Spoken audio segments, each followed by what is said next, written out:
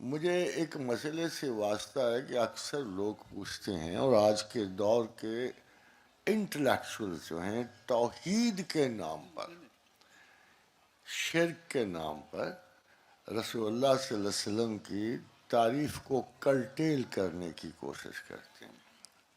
ان کا خیال یہ ہے کہ ہم شان رسول میں مبالغہ کرتے ہیں، مگر خواتین و حضرات پتہ تو تب چلے کہ اس مقام رسول کیا ہے تو تبھی مبالغے کا تعین ہوتا ہے۔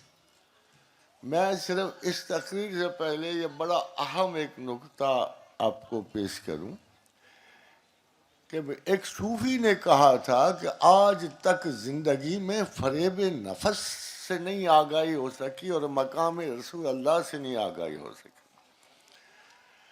خواتین و حضرات، قرآن کی ایک آیت پڑھتے پڑھتے میں ذرا سا چونک گیا۔ فَلِلَّهِ الْحَمْدُ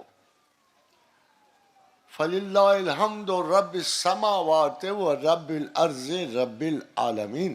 بذات خود یہ آیت فصاحت اور بلاغت میں لاجواب ہے، مگر اس میں جو الفاظ ہیں میں اس کو آپ کو بتانا چاہتا ہوں۔ فَلِلَّهِ الْحَمْدُ رب السماوات و رب الارض رب العالمین۔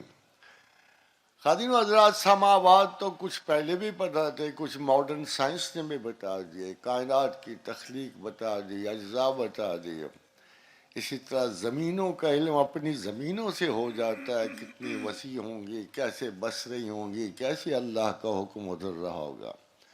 اللہ الذی خلق سبع سماوات ومن الارض مثلہن، اور پھر کہا کہ یتنزل الامر بینہن لتعلموا ان اللہ علی کل شیء قدیر، کہ ہم نے 7 آسمان بنائے، 7 زمینیں بنائیں، اور ان ساری زمینوں میں ہمارا حکم اترتا ہے۔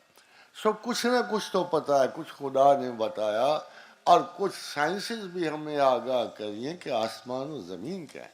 مگر خواتین و حضرت، عالمین پہ آ کے میرا کچھ رک گیا، پورے کا پورا جو تجویز کردہ انکشاف تھے وہ سارے رک گئے کہ عالمین کیا ہے۔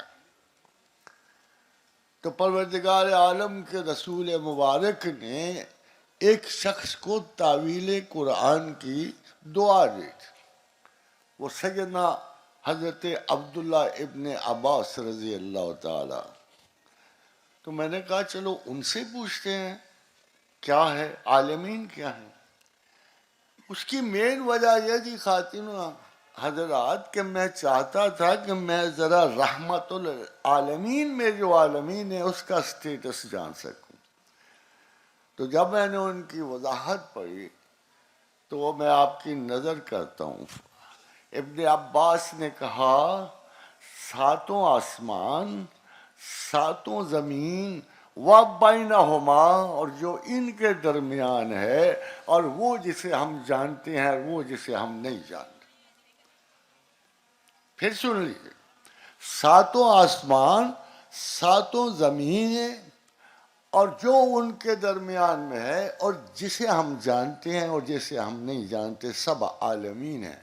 تو میں نے پھر سوچا خواتین و حضرات کہ رحمت للعالمین کا کیا مقام ہو، جو ان سارے عالمین کے لیے باعث رحمت ہیں، تو میں کتنی تعریف کر سکتا ہوں جو مقام رسول تک پہنچے۔ میرا تو صرف ایک ہی خیال ہے کہ زبان جیسے بڑی پرانی بات ہے کہ پلائٹانس آف ایجپٹ نے کہا تھا کہ خدا کی تعریف میں اور ہمارے درمیان ایک ہرڈل حائل ہے۔ ہم اللہ کی تعریف کیوں نہیں پوری کر سکتے؟ ایک مشکل کی وجہ سے، وہ مشکل زبان ہے۔ ہماری زبانیں محدود ہیں، ہم مقتور بر خدا کی تعریف کر سکتے ہیں، اور یہی مسئلہ حائل ہے محمد رسول اللہ کی تعریف میں۔ ہم مقدور بر رحمت للعالمین کی تعریف کر سکتے ہیں، اور یہ جو خیال کیا جاتا ہے معاذ اللہ استغفر اللہ کہ ہم رسول کی شان میں تقصیر کرتے ہوئے شاید کوئی شرک اور کفر کا امکان ہے، یہ بہت بڑے جہلا کا کام ہے۔